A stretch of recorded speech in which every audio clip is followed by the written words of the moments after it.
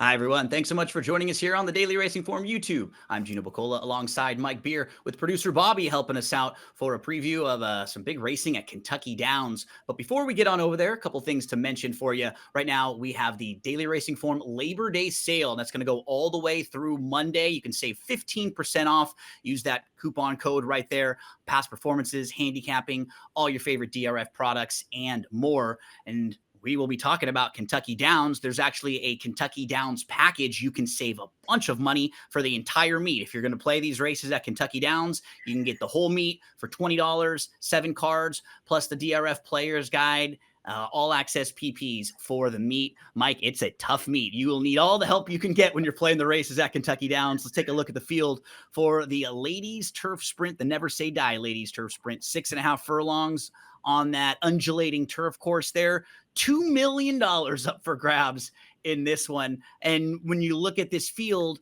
the 6 Age Bullet is one of the top sprinters, female, male, whatever you're looking at. One of the better sprinters right now. Was third in the Breeders' Cup last year. Is a horse who actually just beat the boys most recently. And she has a win at Kentucky. So she's actually familiar with this tricky turf course. Yeah, not only is she just really good anyway, and she's really fast, and she's coming off of a grade 1 win over the boys at Saratoga. But maybe even more important than all that stuff is we already know that she can run her race here, which, a lot of horses won't do because she won this race last year, and she did it with the top buyer speed figure of her career. Let's move to the pace projector. How does Timeform US think this race will unfold? They've got Irish Maxima towards the front. Esternia is quick, and that's what will make the favorite very tough. That she wants to sit close, but she doesn't need the lead. She's pretty versatile and tractable, and she's a horse who I think will probably be in a good spot. I wouldn't be shocked to see her right where they have her there, sitting like 3rd or 4th. It does seem like there's enough speed in this race to, perhaps make her take a seat in this race. We'll see what happens. She's really fast though in her own right. Yeah. I suspect that if Sias wants her on the lead, that he'll get her there.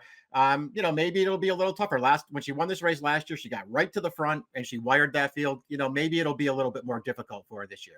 And that turf course plays like that sometimes too. There are days and a few day stretches where it's like nobody's winning from anywhere but on the lead. We'll see what'll happen this year over at Kentucky Downs. Let's meet the field for the $2 million ladies turf sprint. We begin with the number 1 Lunar Impact. The race in Santa Anita and May down the hill wouldn't be too far off of being competitive in a race like this. This is just a horse who hasn't consistently been firing at the top levels. Comes out of a pretty competitive race so far where we've seen a few next out winners, but you look and she has been defeated by the likely favorite a couple different times. Probably a better horse now than when she faced her. So perhaps she's just in career form, but I still needed to see a little bit more to dive in here, Mike. See how much better she can do. You're right, though. She hasn't been any match so far for the favorite the couple times they faced each other. The other thing that's concerning to me about her, as good as her form is right now, is her 2 wins down the hill in California, both when she was able to make the lead. And that trip is probably not available to her in here.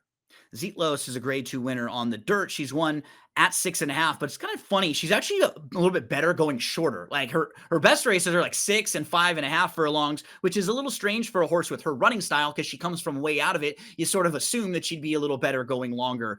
She has won. She is coming out of a race where she faced a really sharp horse, Mike, and that's Future Is Now, who has won 7 of the last 9. So this horse is a little intriguing because she's just lightly raced on the grass. Maybe she has a little more upside because she's only been on it a few times. Yeah, listen, maybe she's facing the top female turf sprinter in the country in this race at Kentucky Downs, but last time in the race we're watching right now, maybe this is the second best female turf sprinter in the country. Future Is Now. She's really, really good, and Zietlos runs fine in here. Got a little seam there when she needed it. And she's plugging on here to the end, gaining some ground. Never looks like she's going to win, but she makes a nice little run here. She does have experience over this turf course at Kentucky Downs. It was 2 summers ago, but she ran fine here. She's good on dirt. She's good on turf. She's going to need a trip in this race. I think you and I both like the horse that actually finished behind her in that race a little bit more. Might play out better on this turf course going a little longer. We'll talk about her in a minute. We move to Jody's Pride. It's interesting. Earlier in the year, Mike, after the Ruffian, that's now 3 races in a row that she had where she ran well in 2 of them, and you could have made an excuse for the other one. So I was thinking she was kind of back and she was going to start to show some real consistency in her form. And then, unfortunately, in the Bed of Roses, the top couple are just a little bit better than her in particular ways and means when she shows up with an A performance. And then she didn't really like the sloppy track last time. So she didn't really fire very well after the good form earlier in the year. You can probably poke some holes, though, and make some excuses for those races. She just doesn't have a whole lot of turf form. This is only her second start on the grass. Yeah, it'll be interesting to see what she does. It's funny, Gino, because obviously at the beginning of her career, they thought she was a turf horse. She won her first two Yeah. starts, and both in races where she was entered to run on the grass. They both got rained off, and she won both of them. And so they said, you know what, maybe we do have a dirt horse. And they were, in some ways, they were probably right because she's run really well on the dirt, but her pedigree is turf. And the only time that she ran on it was in the Pebbles at the end of last year. It was off of a layoff. She didn't run great in there, but maybe she deserves another chance. I don't really know what to do with her. I don't like her much as a dirt horse. Yeah. I didn't like her ruffian win really at all, and I don't like the races that she surrounded it with either. I'm intrigued though that they're now maybe thinking about putting her back on turf because this is what she's bred for. She fits this race like class wise because once you take the favorite out, then her dirt form would transfer over if she can just be the same on grass, maybe a little bit better. We'll see what she can do. Dance Macabre is a grade 3 winner, has won at 6.5 at Kentucky Downs too. Didn't really fire though last year in this race. Yeah. But this is a good distance for her because it seems like a lot of times 5.5 is just a bit short. She comes running late. What do you think about her and how she may stack up here? I'm just using her in this race because she's just a really good horse. You're correct to point out that she didn't run well in this race last year, but she also never really got a campaign going last year. Only ran twice. She ran really well at Saratoga and then didn't run well in this race, and it was a long layoff after that. I'm assuming something went wrong there. Her other form is really good, including a couple of races here prior to that where she ran really well, Gino. I don't know. I like her as a horse. To me, when things are going well for her, she always shows up. I know that she can handle this turf course, and she'll probably be a fair price in here. I'm using this horse. Ocean Club is a multiple graded stakes winner. She cuts back. She hasn't really been, even though she's a graded stakes winner, hasn't really been at this type of level with some of these type horses. But I do like the cutback. I feel like she'll have to get a little bit faster in here. Where does she stack up for you, Mike? It's going to be interesting to see. My thing with her is, first of all, I'm not quite convinced that she's good enough, but I'll be interested to see what kind of trip she gets this time because for the most part, she's like a speed horse. She likes to race right up close to the pace. When they brought her here last year to run in this race, she got totally outrun in that race. She was way far back and actually made a decent little run there to go up for third. I wonder if she can get a better trip this time. Next up is our favorite, who just loves to win races. This mare is now 5 years old. She's won 7 of her 14 races. You can make excuses for her in a couple of the other ones, like in that Unbridled Sydney. She had a brutal trip when she just got stopped up on the inside, and she came right back in the Jaipur. This was a good effort. She's beating the boys in this race. This is a grade 1 win. She looked like a winner, Mike, all the way around the track in the Jaipur, and she can be on the lead. She can sit close if need be. She won this race last year. You were pointing out with a career best buyer speed figure. I don't think anybody else in the field has even hit 100 buyer, and she's been across the 100 path at least 3 different times. So she does stand out in here. She'll probably get a good trip. She just feels like the horse to beat, not really the horse to bet. I agree. It's all right there on the page for you to look at. I mean, she's just run nothing but good races and fast races. This is the most recent one where, as you were pointing out, she wins the grade 1 against the boys. This is a turf course too, with a little give in it, which, she doesn't really have to love, but she handles it really, really well in this race. You're right too, Gino. The 2 recent losses sprinting on the grass, the race 2 back where she got totally stopped in the stretch and was certainly going to be closer. And then the Breeders' Cup Turf Sprint, where she ran an awesome race and just got beaten a photo by a couple of really nice horses. I don't know. Again, it's all right there on the page. She's the horse to beat. We move to Ujda, who's a grade 3 winner and just actually won at Woodbine coming off of a 9-month layoff. So now we'll go second start off the 9-month layoff, second start in the U.S. She's a sharp mare. She's won 3 in a row. The distance should actually fit her pretty well, Mike, because she has wins at 6 furlongs, 7 furlongs, and a mile, so she can stretch that out. No idea really how good she is, but she's kind of an intriguing new face that has a lot of upside and should be a pretty fair price in here. I agree. I like all the intangible stuff with her. I'm with you. I don't know how good she is, but you know what? Before they shipped her over here, her final 2 starts last year overseas, she won 2 stakes races over there. Yep. Came over here right off the layoff, looked no worse for wear, an easy win in a race that I guess you could say was maybe a prep for this. That there's a huge purse on the line here, so I'm sure her connections wanted to run her in this race so they could get here, and they got here off of a really nice win off the layoff. We move to Esternia, who is a pace factor. Actually broke the maiden over this turf course, going 6.5 at Kentucky Downs, but hasn't really run races fast enough that feel like they'd be able to win this. Yeah, that's how I looked at it too. I'm always looking to upgrade the horses who have already shown that they can run their race on Kentucky Downs because too many horses come here and don't show up at all. Yep. It's not going to be enough for Esternia. She's going to have to do more than that because this is a really tough field. We move to Irish Maxima. She was in really nice form earlier in the year. She wins the grade 3 distaff, but then she was overmatched in the Bed of Roses. She tried turf last time out for her first start on the grass. It wasn't a bad effort, but that's a softer group than what she's facing here. So she's going to have to improve off of that. Where do you think she fits with this group? Course, really, that's my main issue with her. I like her a lot as a dirt sprinter. She's got a lot of speed, although that might not help her in here either because there's a lot of other pace in the race for her to contend with. I just think she's better on dirt, but she's a big price if you like her.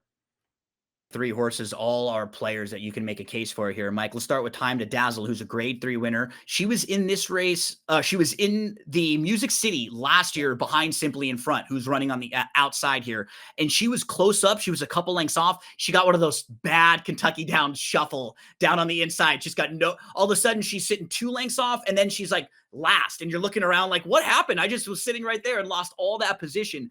But she is a little bit sneaky to me because she comes out of the Caress when she was behind Future is Now and Zetlos. She's now put a few really good sprints going shorter together earlier this year. And now this distance just feels like it's going to be way better for her because she can go a mile. She's actually won on the lead going a mile, but I feel like somewhere in between the 5.5 and a mile is best for her. And she can come running late. I think she sits a nice trip and probably offers some value in here. Agree with all this stuff. I mean, I'm glad you pointed out her trip in the Music City last year because it wasn't a good one, and it kind of felt like she was unlucky there. If I was just gonna, nitpick her a little bit, and I like her in this stuff, I think she's a really interesting horse in here. But I feel like ever since then, she keeps running well and not winning, and I keep making excuses for her. And I'm kind of getting tired of making excuses for her. But I'll tell you what, she's run some really good races, including the Caress last time, where you don't know what happened. They were waiting for a long time in there to get the run going. And then it looked like, I'm not sure if she clipped. I'm not sure what happened, but at the top of the stretch, she like took a bobble and sort of had a breaker momentum and then regathered and came running again. She's in really good form and she's dangerous in here, but it's almost time for her to sort of put up or shut up. You're absolutely right. She's lightly raced. She still's got some upside, but you need to see her get one of these big wins sometime soon and make sure you're getting a price for her too. You want to make some excuses. You have to be rewarded with price. You don't want her below that 6, 8 to 1-ish range. We move to Kehoe Beach, grade 2 winner.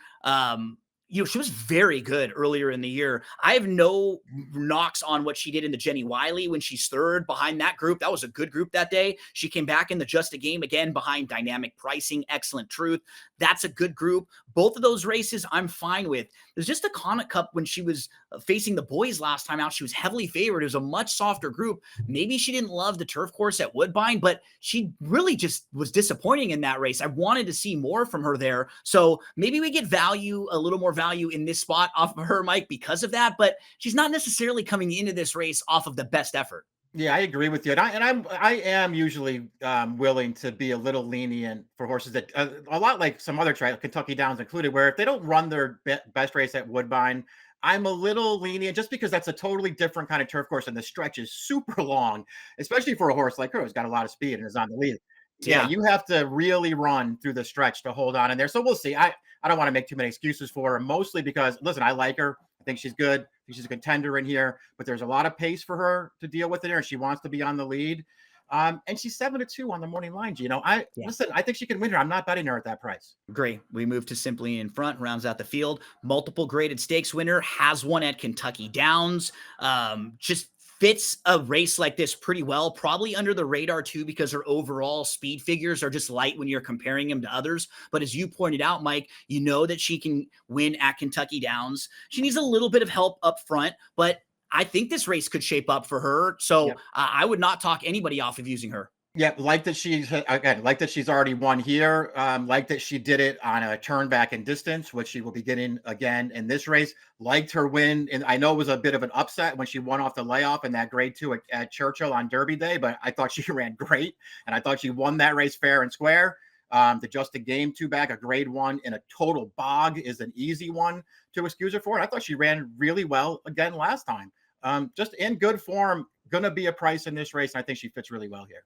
And as we move to selections, I did think that the obvious horse to beat was the number 6 in here, who won this race last year, who's one of the top sprinters. But once you get beyond her, Yeah. I did think there's another tier of horses that should be playable prices, in that 6 to 10 to 1 ish range. And I think you and I have kind of located a few of them. Talk to us about how you stack this race up. Yeah, it'd probably be even a better race if AG Bullet wasn't in here, because she's so tough to go against, because she's so Yeah. good. But I'm gonna take a little shot against her. I do think she's way the horse to beat. I'm gonna take a little shot against her with that horse we just talked about, Simply in Front. I just like sort of all the intangible stuff with her. I think cutting back here on this turf course in a race that feels like it's loaded with speed, I think those are all positives for her. 12, 6, 10, 4 for Mike, 10, 6, 7, 11 for me. I stacked the 10 time to dazzle on top, hoping for something in that 8 to 1 ish range. Kentucky Downs, big racing this weekend. Good luck to everyone.